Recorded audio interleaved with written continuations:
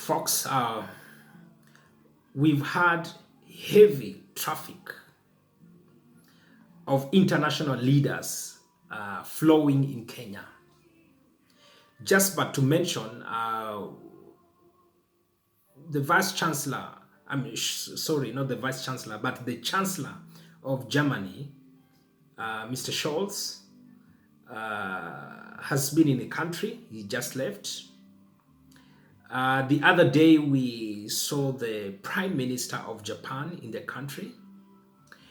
And also, we have seen the General Secretary of UN, Mr. Guterres, in the country, and many other international figures that are visiting the country.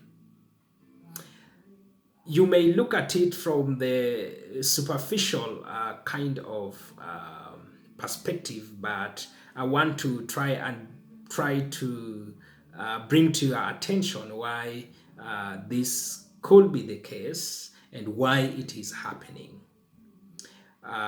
This is Global Leadership Perspective, and if you've not subscribed to this channel, I want to ask you to consider subscribing to this channel, and the purpose of doing that, or the reason of doing that, so that this channel may have an opportunity actually to reach many other people, and they may be able to benefit from this kind of information.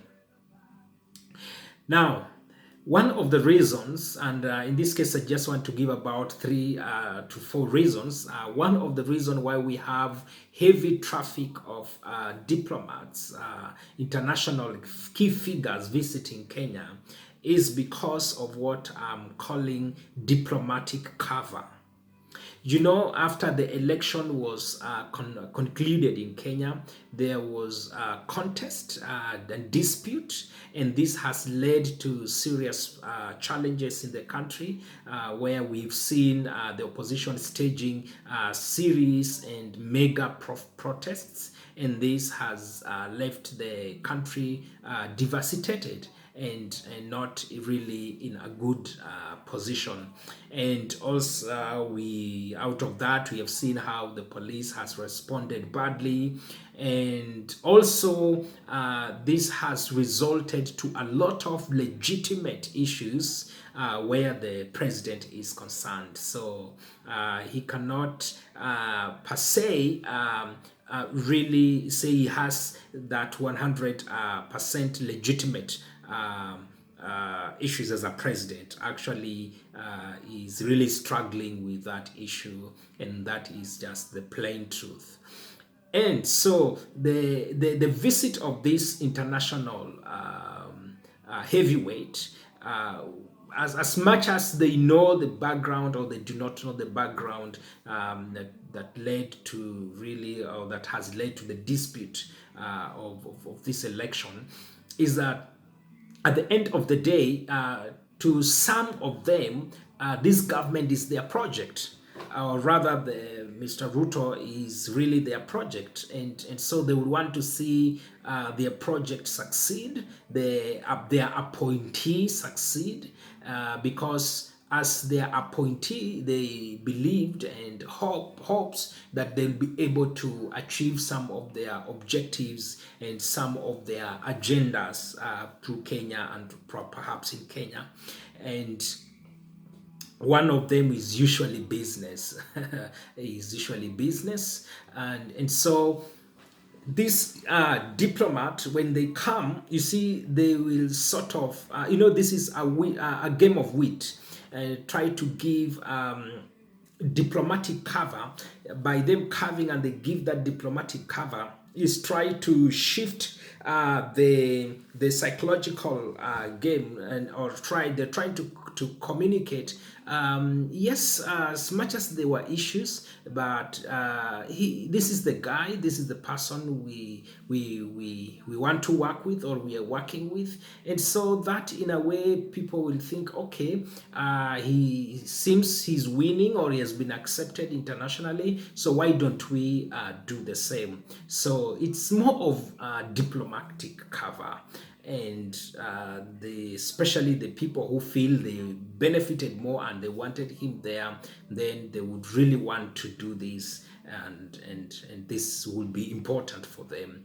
And the second reason why we have this kind of heavy traffic of international key leaders in Kenya is because Kenya remains a very strategic partner where they are concerned, a very strategic partner to US, a very strategic partner to the Europe, a very strategic partner to the to the Asia community as a continent, and also to Australia, and so Kenya remains a very key strategic partner in terms of looking at Africa as a whole. There are some key countries, of course, all of them they're important, but there are some key countries in Africa that it will be very important for you to really work extra hard to see that you get their attention, and you are really you've managed at least to penetrate through, so that when if it does happen, then at least you're guaranteed you'll be able to achieve more of your objectives and goals. And so Kenya remains to be a very strategic partner in the region, in Africa, and also in East and Central Africa. And if you want to reach most of the countries around, then it will be important to think about Kenya. And this is the reason why really some of these people have to keep on coming. For example, when you talk of some of the key international offices in Africa, they're based in Kenya. And when you talk about some of the multinational businesses, their head offices are based in Kenya. In fact, at some point, there was a mass exodus of some of these offices from South Africa into Kenya. And so that shift has always been playing like that. And so it's a very strategic partner, and that's why these people have to keep on coming, and just to ensure that their country really benefiting from some of these partnership. And the third thing is the role Kenya plays in the region, in East and Central Africa. Kenya plays a very important role, and this overlaps the second reason I've talked about. But the role that Kenya plays in the region is very important. For example, we've had a lot of problems in Somali, and Kenya has really played a very huge role. There are things these international leaders may want to do there, they may not do. They will have to use at least the locals, people around, and so Kenya becomes key amongst other countries. And so, for example, trying to resolve issues in Somali, trying to resolve issues that has been there longest in South Sudan, and Kenya has been used to try and at least bring things to normalcy, and at least those countries can function on their own. Think of the issue of terrorism. This has been really an issue in the region, and especially coming from the destabilized and insecure Somali. And so Kenya really has been playing a very key role in terms of trying to compact and to really deal with the issue of terrorism. And this is very critical, and that's why these leaders have to keep on flowing in this region, and to be particularly in this country. Otherwise, some of these things may not be achieved.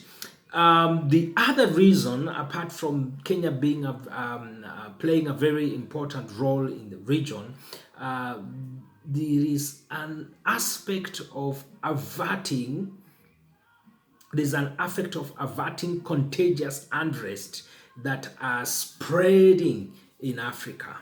You remember in Tunisia, we've talked about it.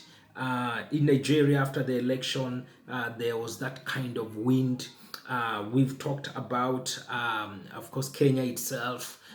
We've talked about now currently Sudan, and many other. And so you realize it is becoming contagious, and some of these problems are as a result of a really election that has not been conducted well, and also problems with leadership.